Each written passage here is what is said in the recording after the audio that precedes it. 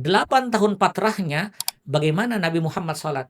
Apakah dengan 11 rakaat ataukah dengan bilangan yang lain? 10 tahun setelah terjadinya sholat tarawih bersama-sama di masjid, 10 tahun sahabat melaksanakan sholat tarawih masing-masing. Masing-masing.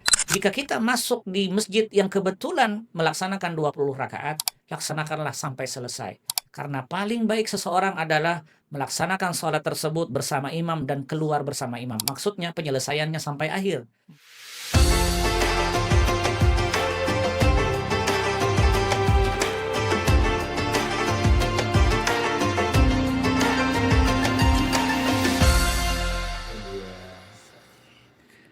Nah, kalau kita bicara masalah perbedaan ini kan, kalau Ramadan ini kan bukan hanya terkait awal Ramadan kan, Baik. tapi yang ramai juga terkait dengan kita tarawih nih. Ya kan ada yang 11, ada yang 23 nih. Nah, kita pengen tahu sebenarnya cerita tarawih 11 dan 23 ini.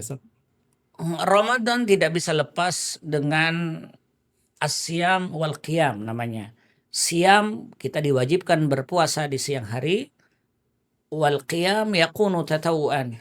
Di malam harinya ada rangkaian yaitu beribadah kepada Allah dalam bentuk qiyamul lail, sembahyang malam.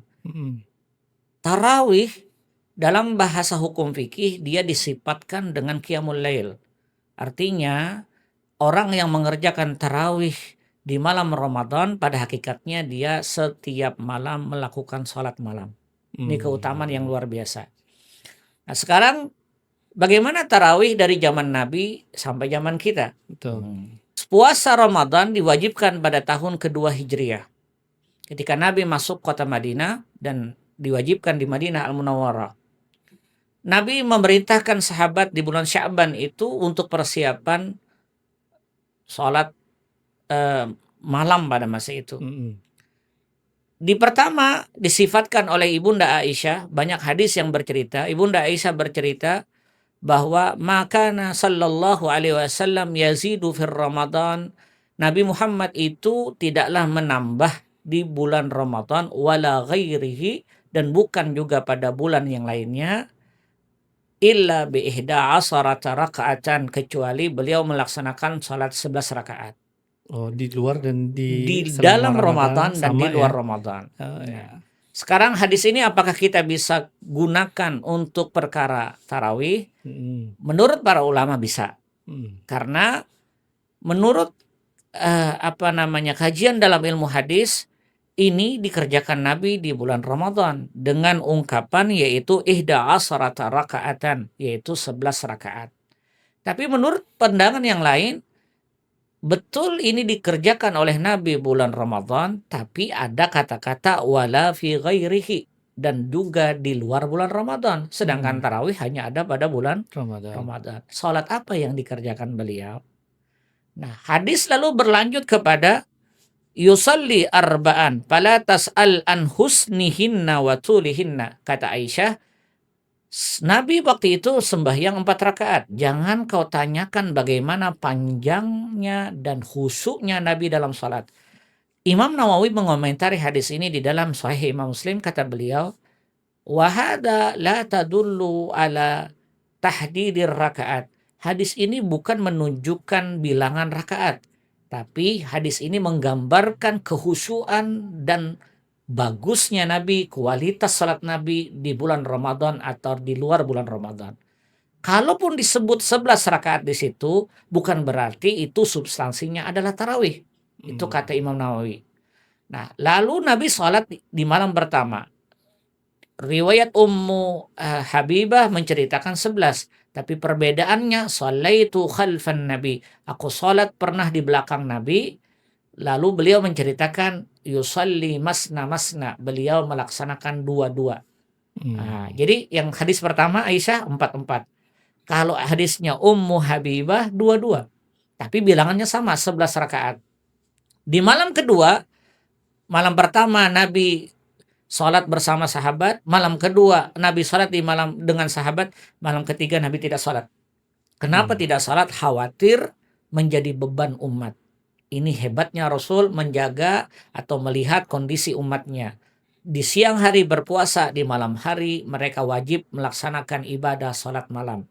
Lalu menjadi sebuah pemikiran bagi Nabi, ini jadi beban bagi umat saya. Sehingga di hari ketiga Nabi tidak keluar dari rumah dan melihat para sahabat menunggu-nunggu sampai mereka salat masing-masing. Mutawazzi'un, artinya pada masa itu sahabat melaksanakan salat tarawih masing-masing di malam ketiga.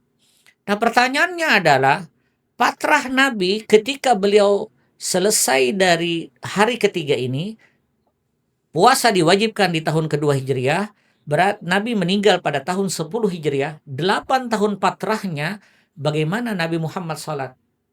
Apakah dengan 11 rakaat ataukah dengan bilangan yang lain? Ini pernah dikaji ulama-ulama hadis. Sehingga pasca Nabi wafat, Umar diceritakan oleh seorang sahabat, seorang tabi'in bernama Abdurrahman ibnu Abdul Qari, tabi'in. Di zaman Umar bin Khattab, Nabi meninggal diteruskan oleh Abu Bakar.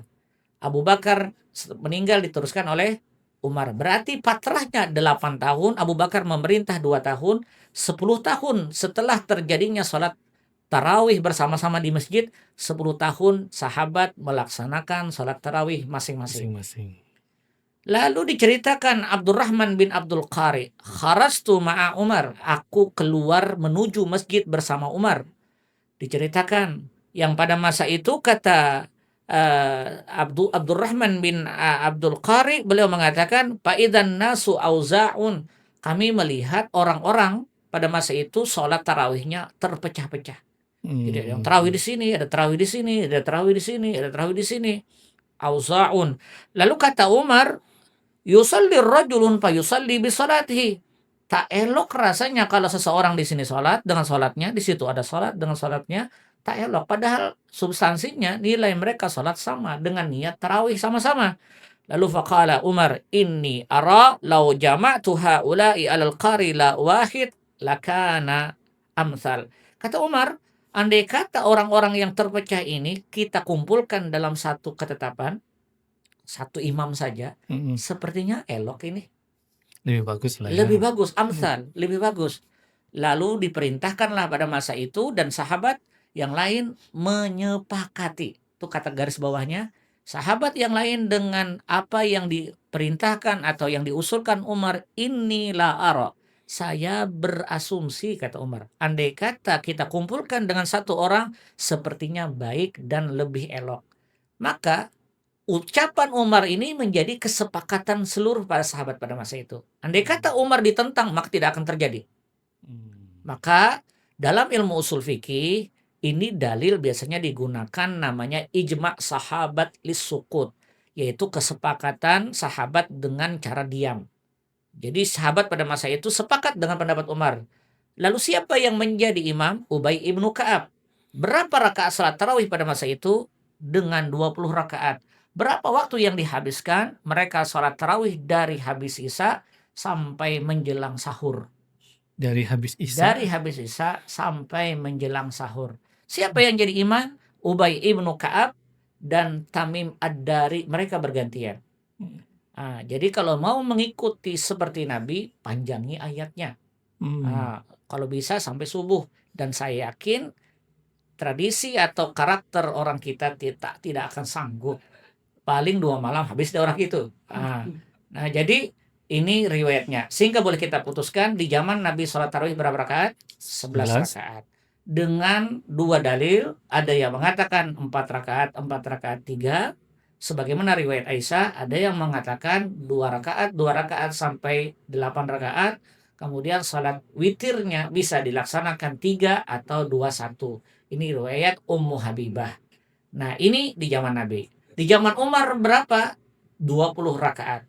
Menurut para ulama, dengan 2 ketetapan ini, pertanyaannya, kenapa Umar begitu berani memutuskan salat tarawih dengan bilangan yang di luar dari pekerjaan Nabi?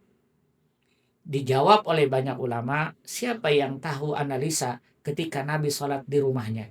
2 rakaat adalah af'alun Nabi, pekerjaan Nabi ketika berada bersama sahabat.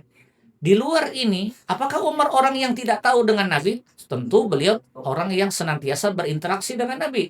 memutuskan 20 rakaat tak mungkin Umar berdasarkan nafsunya. Sehingga dikatakan oleh para ulama 20 rakaat sunnatul khulafair rasyidin, sunnah dengan kualitas yang sama sebagaimana baginda Rasul Shallallahu alaihi wasallam. Kalau kita bicara masalah keutamaan, Ustaz, kita kalau ingin memilih yang mana? Baik. Nah, dalam konteks dua dalil ini, para ulama satu dengan yang lainnya saling menguatkan. Sebelum kita memilih, kita definisikan dulu tarawih itu apa. Salat tarawih dalam pandangan hukum agama, salat tarawih pendekatan dengan ilmu yang dikumpulkan dari hadis, salat tarawih adalah salat sunat yang dilaksanakan di bulan Ramadan setelah salat Isya. Jadi di luar bulan Ramadan tidak ada. Tidak boleh dilaksanakan setelah maghrib, setelah salat Isya. Sifatnya sunnah dan bilangannya tidak ditentukan. Itu definisi menurut Syekh Umar Hasim dalam kitab beliau Mazaya Syahr Ramadan, keutamaan syahr Ramadan. Nah, kalau demikian, karena tidak ada batasan, maka batasan minimum sebagaimana af'al Nabi 8 rakaat. 3 witir jadi 11. Di zaman Umar 20 rakaat. Lalu bagaimana kita memilih ini? Bijaklah dalam mengambil putusan dengan keadaan masjid yang beraneka ragam di Indonesia. Jika kita masuk di masjid yang kebetulan melaksanakan 20 rakaat, laksanakanlah sampai selesai.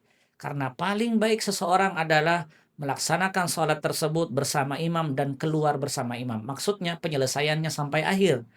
Kalau dia tak sanggup, dia masuk di orang sholat yang 8 rakaat, laksanakanlah. Tapi biasanya yang 8 rakaat ayatnya lebih panjang. Orang kita agak pandai sedikit.